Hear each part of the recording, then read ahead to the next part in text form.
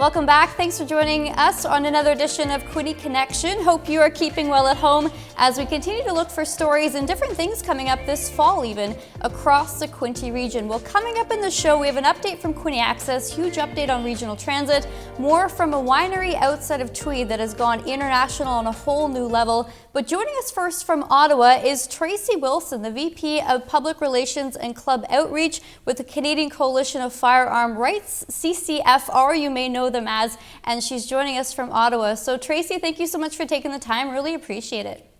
I'm happy to be here. Thanks for highlighting this. Yeah, well, when we think about shooting sports, lots of things come to mind, but with the CCFR specifically, Tracey, walk us through kind of what the organization does with the relationship to shooting sports and making sure that the detailed information is out there as well. Sure. So the CCFR, excuse me, is a national registered lobby group. I think there's a misconception out there about what the gun lobby is or what gun owners in general in Canada are. But basically what we advocate for is fair and effective legislation for gun owners and credible work on crime. A big part of that work also involves public education. And my particular area of interest, of course, is the CCFR Women's Program. So how did you get involved yourself with the shooting sport, the organization, and more importantly, volunteering on the women's side? Well, I've been a gun owner myself for about 26 years now. It started off with hunting and, eventually as I got older, I would take my kids to the range and then my grandchildren.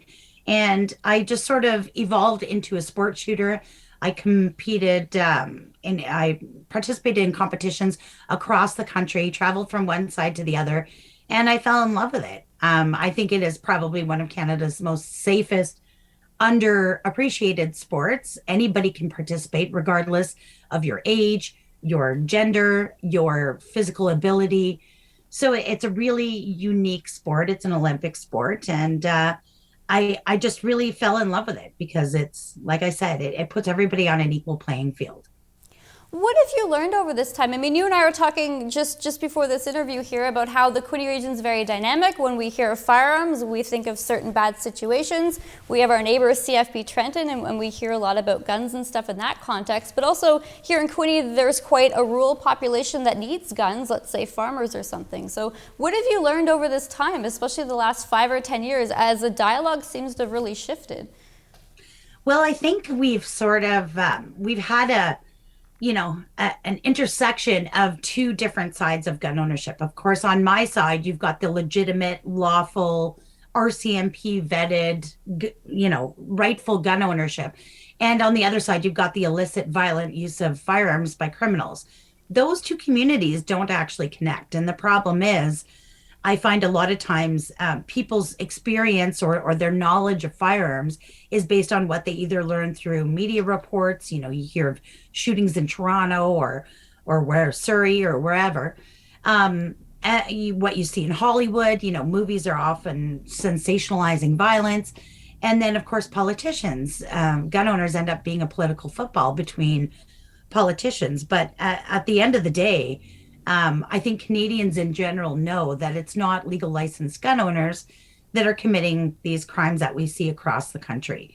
So I think, exposing more people, whether they become gun owners or not, to the sport is integral to making sure that we have that very definitive divide between legal, lawful gun owners and illicit use of firearms by criminals.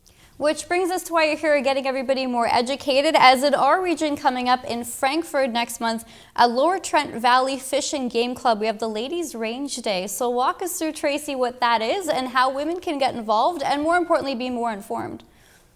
Yeah, so this is a really great, unique event. I know Lower Trent Valley is a very diverse club. They're interested in doing a lot of things. They've engaged with the CCFR to help them out with this Ladies' Day. And basically what it is we bring together 50 or 60 women who have usually never shot a firearm before. They come out to the range. They get some instruction. They get supervision. They don't need to have a license or any experience.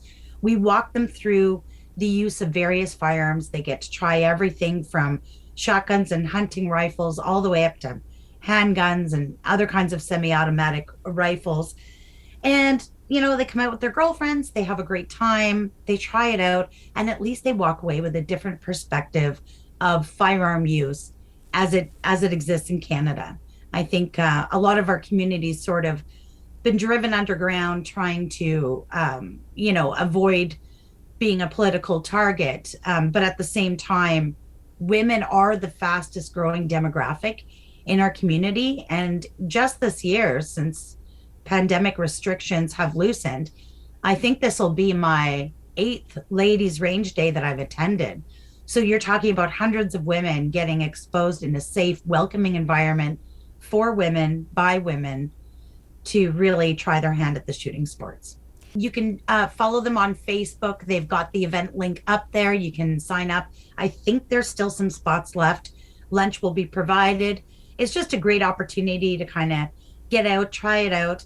I mean, you never know. If it's something you've never tried before, this is your perfect opportunity. It can be a little intimidating, maybe trying firearms for the first time with a husband or boyfriend or just a friend. So this is a perfect opportunity for women to come out in a comfortable, safe environment, give it a try, have a great lunch, win some prizes, and go home with a totally different perspective on the shooting sports.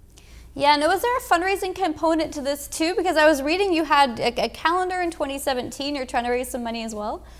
Yeah, so these events cost money. There's normally a nominal fee for the women to come and participate. But of course, that doesn't cover the real true cost of putting these events on. Ammunition alone has become quite expensive. So in order to offset the costs, we developed, we sat down together. We're a group of 4 on the CCFR Women's Program Planning Team.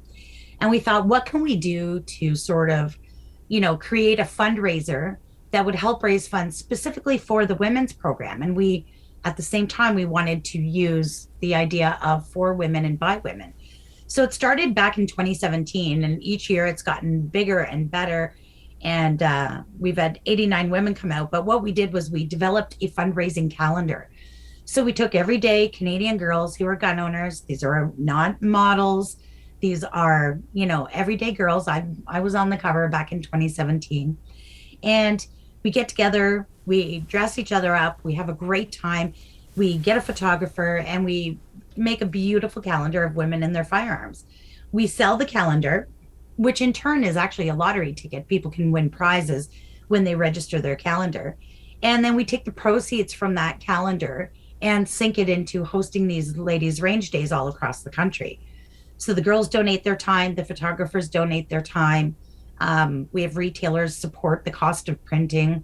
And at the end of the day, we're usually raising around $40,000 from this calendar to host these ladies' range days. And I think this year in particular, for the 2022 calendar that'll be coming out closer to Christmas, we had 89 women come forward wanting to be in the calendar. So it's gotten to be quite big and competitive, but it's great. These are, moms, grandmas, from every corner of the country, and it's just kind of turned into a really fun project. So yeah, it's been great. Good to hear. Well, Tracey, once again, thanks so much for coming forward, sitting down with us, and sharing more information about gun ownership, what it's all about, and this Ladies Range Day coming out. So Tracey, once again, from CCFR, really appreciate you taking the time. Thanks for your time today.